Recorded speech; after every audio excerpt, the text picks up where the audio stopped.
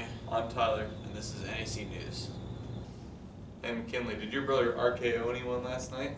My brother does actual wrestling. I actually did a story over junior high wrestling. North Andrew Junior High Wrestling Squad is off to a hot start. Their first meet was on February 27th at Tarkio, and their second meet at Stanberry on March 2nd. Their latest meet was at Albany. They have one more meet this season at the Nebraska City Tournament. This year, there are 10 junior high wrestlers. The team consists of one 8th grader, Eli Lillard, and 9 7th graders: Andrew Goff, Jacob Chittum, Dawson Eichner, Coven Earhart, Keaton Tipton, Colin Patterson, Wyatt Pinion, Jacqueline Redinger, and Aiden Miller. Coven Earhart is still undefeated this season, and the majority of the team has wins this year. Would you say wrestling is a hard sport to start to learn? Yes, it is. It is. But once you have it down, it's very easy. I'm here with Coven Earhart, and he's a junior high wrestler who has more experience than most of the wrestlers this year. Coven, how long have you been wrestling? 6 years. 6 years. That's a long time. How's your successfulness this year in junior high wrestling?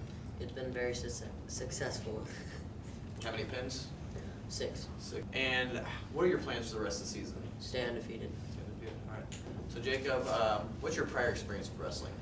Whenever I was about 6, I wrestled for 2 years.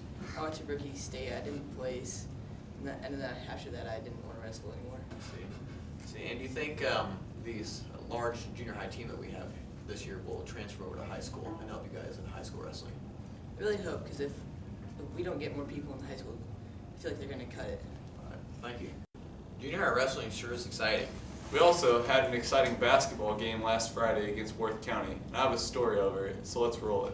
The Cardinals took on the Worth County Tigers on Friday, March 2nd in the quarterfinals. These games are the determiner for making the Final Four. North Andrew made the Final Four last year and were looking to return for another chance at a state title. Worth County had already lost to the Cardinals twice before Friday. The game was back and forth for the entire time. The Tigers had a 1-point lead at halftime. The craziest part of the game was at the end. With 48 seconds left, the Cardinals were trailing 47-50. The Cardinals inbounded the ball, and Ryan Hughes shot a 3 to tie the game, but missed the shot. Aiden DeLong came down with the rebound and kicked it out to Jacob Halson for a 3. This shot missed, and the Tigers came down with the rebound. The Cardinals fouled and sent the Tigers to the free throw line. The Tigers went 1 for 2 at the line and came away with the 4-point lead. Lance screened Ryan Hughes' man, and Hughes made a three-pointer to bring the game within 1. The Cardinals had to foul with 20 seconds left. Then another foul came to put the Tigers into the bonus, and Jacob Halson fouled out of the game. Again, the Tigers went 1 for 2 at the line. With 6 seconds left, Drake Simmons was able to find Aiden DeLong wide open under the hoop and put it into overtime. In overtime, the Cardinals took care of business. Aiden DeLong and Caleb Patterson ended up fouling out of the game in overtime.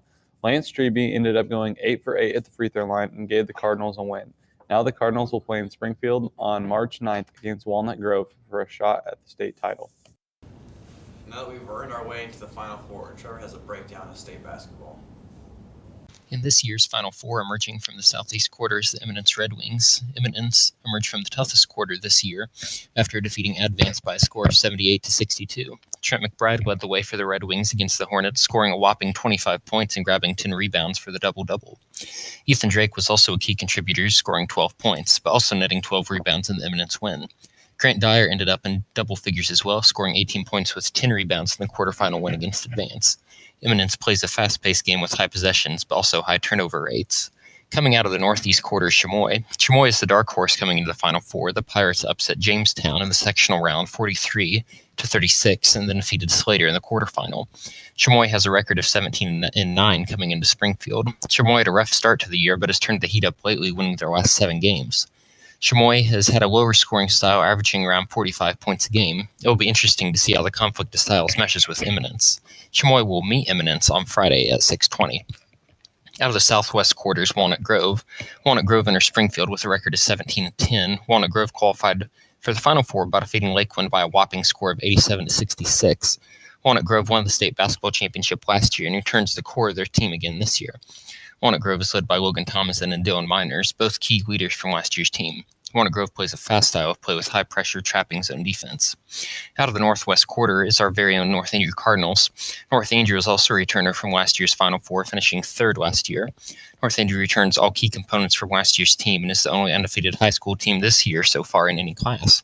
The Cardinals punched their ticket to the Final Four after a thrilling come-from-behind win last Friday against Worth County.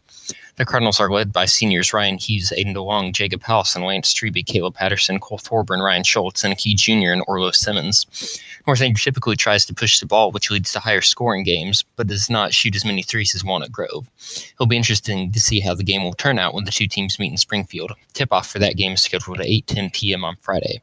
The championship will begin Saturday at 4:30, and the third place being played at 12:50. This is Trevor Madison reporting, NAC News. Come join us Friday and Saturday at Springfield, Missouri for the Final Four. I'm McKinley, I'm Tyler. and this is NAC News, signing out.